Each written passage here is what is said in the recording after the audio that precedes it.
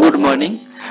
আজকে আমরা দেখব কিভাবে অনলাইন কন্যাশ্রীর অফলাইন ফর্মটি ফিল আপ করবেন। আহ, দেখে রাখুন এবারে, আশা করি সবাই বুঝতে পারবেন। প্রথমে আছে, এটা হচ্ছে 25-26 কন্যাশ্রী আর 25-26-এর ফর্ম। আর প্রথমটা আপনাদের কিছু করতে হবে না, এটা স্কুলের নাম, স্কুলের ডিটেলস বা স্কুলই করবে। আর এইখান থেকে আবেদনকারীর প্রাথমিক বিবরণ বা অ্যাপ্লিকেন্ট বেসিক ডিটেলস এইখান থেকে আপনাদের করতে হবে। প্রথমেই বলে রাখি যে আপনারা যা ফিল আপ করবেন, আপনার মেয়ের ডেট অফ বার্থ সার্টিফিকেট এবং ব্যাংক অ্যাকাউন্ট এবং আধার কার্ডে যা নাম আছে সব জায়গায় যেন সেম, মানে একই স্পেলিং থাকে, দেখে নেবেন। যে আধার কার্ডে একরকম বানান আছে বা ব্যাংক অ্যাকাউন্টে একরকম বানান আছে, এগুলো যাতে না হয়। আহ, এগুলো দেখার পরে ফিল আপ করুন। যদি কিছু অসুবিধা হয় অবশ্যই স্কুলে জানাবেন, বা কলেজে বা যেখানেই করছেন ফিল আপটা সেখানে জানাবেন যে এইটা আমার ভুল আছে। যদি ঠিক থাকে তো কোনো অসুবিধা নেই, ঠিক থাকলে খুব ভালো। আর প্রথমে বলি, তাহলে শুরু করছি। আবেদনকারীর নাম অর্থাৎ আপনার ছাত্রীর নাম, মানে মেয়ের নাম, আপনার মেয়ের নাম এখানে লিখবেন অবশ্যই বড় হাতের সবগুলি, আবার বলে রাখছি সবগুলি বড় হাতে লিখবেন, ক্যাপিটাল ওয়ার্ডে, ইংরেজিতে বড় হাতে লিখতে হবে। এবারে এখানে প্রথমে আপনার মেয়ের নাম লিখবেন, আর মধ্য নেম যদি বা মিডিল নেম থাকে এখানে লিখবেন, আর পদবী বা টাইটেল লাস্ট নেম এখানে লিখবেন। তারপরে যে মেয়ের জন্ম তারিখ, এখানে দিন দিলেন, তারপরে মাস, এখানে সাল। আর শ্রেণী, যে অষ্টম শ্রেণী বা ক্লাস 8-এ পড়ে, 9 হলে 9, 10 হলে 10, এখানে একাদশ হলে একাদশ, দ্বাদশ হলে দ্বাদশ। বেশিরভাগ ক্ষেত্রেই সাধারণত ক্লাস 8 থেকেই কন্যাশ্রীটা পায়, অতএব এখানে ক্লাস 8-এ যদি মেয়ে আপনার ক্লাস 8-এ পড়ে তাহলে অবশ্যই 8-এ টিক চিহ্ন পাবেন, যদি 9-এ পড়ে 9-এ, বাট ক্লাস 10 হলে 10। এরপরে আছে ফাদার্স নেম বা বাবার নাম বা পিতার নাম, এখানে বাবার প্রথম নেম, এখানে মধ্য নেম থাকলে মধ্য নেম, আর এখানে পদবী। মাতার নেম বা মায়ের নাম, মধ্য নেম থাকলে মধ্য নেম, এখানে পদবী। এরপর আছে পিতা মাতার এপিক কার্ড, এপিক কার্ড অর্থাৎ আপনার ভোটার কার্ডের নম্বর, যিনি গার্ডিয়ান হিসেবে সাইন করবেন ফর্মটার মধ্যে ওনারই ভোটার কার্ডের নম্বর এখানে দেবেন। আর আইনি অভিভাবকের প্রযোজ্য হয়, বা বা এখানে অভিভাবকের নাম লিখে দেবেন, বাবা অথবা মা যিনি সাইন করবেন ওনার, তেনার সাইন এখানে, মানে নামটা এখানে থাকবে।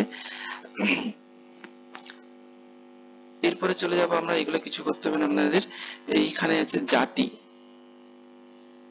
এখানে প্রতিবন্ধী হয়ে থাকলে প্রতিবন্ধী ডিটেলস দেবেন এবং কত পার্সেন্ট এখানে লিখে দেবেন। এরপরে জাতি, জাতি অর্থাৎ জেনারেল হলে জেনারেল, এসসি হলে এসটি, এসটি আর ওবিসি হলে ওবিসি, আদার্স হলে আদার্স। এরপরে ধর্ম, হিন্দু হলে হিন্দু, মুসলিম হলে মুসলিম, বৌদ্ধ, শিখ, খ্রিস্টান আর আদার্স। যেটা হবে আপনি সেখানে টিক চিহ্ন মারবেন, এগুলোতে টিক চিহ্ন মারতে হবে। আর এরপরে আছে আধার কার্ডের নম্বর, আধার কার্ড অর্থাৎ আপনার মেয়ের আধার কার্ডের নম্বর দিতে হবে। এখানে মেয়ের আধার কার্ডের 12টি সংখ্যা আছে, সেই 12টি সংখ্যা এখানে লিখতে হবে। এরপরেও এখানেও যে সেকেন্ড এবং এই যেটা আছে, এই তিনটে জায়গায় আপনার মেয়ের আধার কার্ডের নম্বর হবে। এবং এইখানে বাংলাতে সাইন করাবেন, এখানেও বাংলাতে সাইন, আর এখানে ইংলিশে সাইন এর উপরটায়, আর এই নিচটা ইংলিশের বড় হাতের সাইন হবে। আর তারপরে পেয়ে যাচ্ছে এখানে 17 নম্বরে, এখানেও ভোটার কার্ডের নম্বর, এখানে যা ভোটার কার্ডের নাম্বার দিয়েছেন এখানে তারই দিয়ে দিবেন। আর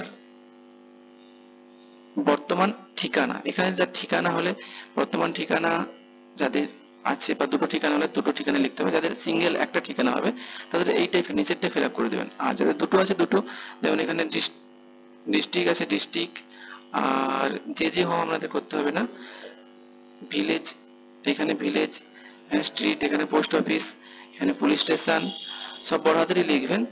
জিপি, গ্রাম পঞ্চায়েত, ব্লক, এখানে ডিস্ট, এখানে পিন নম্বর। এটা সাধারণত যে হোমের ক্ষেত্রে এটা এখান থেকে শুরু করবেন, যে ভিলেজ, এখানে আমাদের স্ট্রিট বা রাস্তার নাম থাকে, রাস্তার নাম দেবেন। আর পোস্ট অফিস, পোস্ট অফিস দিলেন, পুলিশ স্টেশন, তারপরে গ্রাম পঞ্চায়েত, যারা গ্রাম পঞ্চায়েত থাকে গ্রাম পঞ্চায়েত, যারা ওয়ার্ড মানে পৌরসভাতে থাকেন তাদের পৌরসভার ওয়ার্ড নম্বর হবে ওয়ার্ড নম্বর। আর ব্লক বা পৌরসভা, ব্লকের নাম বা পৌরসভার নাম। জেলা, এখানে জেলার নাম দেবেন। এখানে পিনকোড, পিনকোডের নাম দেবেন, নম্বর দেবেন, এখানে সরি নম্বর দেবেন। এরপরে যদি আপনার একই ঠিকানা টিক চিহ্ন মারলেন, আর যদি না হয় তো আলাদা এখানে লিখে দেবেন। তারপরে একইভাবে লিখতে হবে আপনাদেরকে। এইখানে যে ফোন নাম্বারটা দেবেন আপনারা, এই যে ফোন নাম্বারটা দেবেন, এই ফোন নাম্বারে কিন্তু আপনার ছাত্রীর যে 20 সংখ্যার কন্যাশ্রী আইডি আপনার কাছে যাবে। অতএব এই ফোন নাম্বারটা আপনারা কোনোদিন চেঞ্জ করবেন না। চেঞ্জ করলে কিন্তু তাহলে আপনাকে এসএমএসটা আপনি পাবেন না। এছাড়া আর একটি, এই যে সিরিয়াল নাম্বারটা আছে আপনার এখানে, এই সিরিয়াল নাম্বারটা আপনি নোট করে রাখবেন, ভবিষ্যতে আপনার এই সিরিয়াল নাম্বারটা কাজে লাগতে পারে। এর বিশদ বিবরণ অর্থাৎ আপনার মেয়ের যে ব্যাংকের ডিটেলস, ব্যাংকের নাম, branch name, branch address, account number, IFSC code, এগুলো পরপর লিখে দেবেন। এই ব্যাংকের ডিটেলস ফিল আপ করার সময় একটু সাবধান অবলম্বন করে লিখবেন যেন না ভুল হয়ে যায়। ভুল হলে তখন অ্যাকাউন্টের সমস্যা হবে, টাকা পেতে দেরি হবে, অনেক কিছু অসুবিধা হয়। এটা একটু সাবধান অবলম্বন করে লিখবেন। এরপর হচ্ছে আবেদনকারীর স্বাক্ষর অর্থাৎ আপনার মেয়ের সিগনেচার। পরের পেজে চলে যাচ্ছি। এবারে এই পেজে এটা পড়ে নেবেন, বাংলাতেই আছে সবকিছু, যেগুলো আপনাদের ডিক্লারেশন কিছু দিতে হবে এবং সেগুলো টিক চিহ্ন মারলেন। করার পরে এইখানে আবেদনকারী স্বাক্ষর, এখানে মেয়ের সাইন হবে, ইংলিশে সাইন করবেন। আর এইখানে হবে পিতা মাতা বা গার্ডিয়ান স্বাক্ষর। এখানে যদি পিতা মাতা ইংলিশে সাইন করতে পারেন ভালো খুব, আর যদি বাংলাতে সাইন করতে চান বাংলাতে সাইন করতে পারেন। আচ্ছা, এই আপাতত এখানে ফর্ম ফিল আপ ছিল, আর কিছু আপাতত নেই। এটাই এখানেই শেষ করছি। ধন্যবাদ।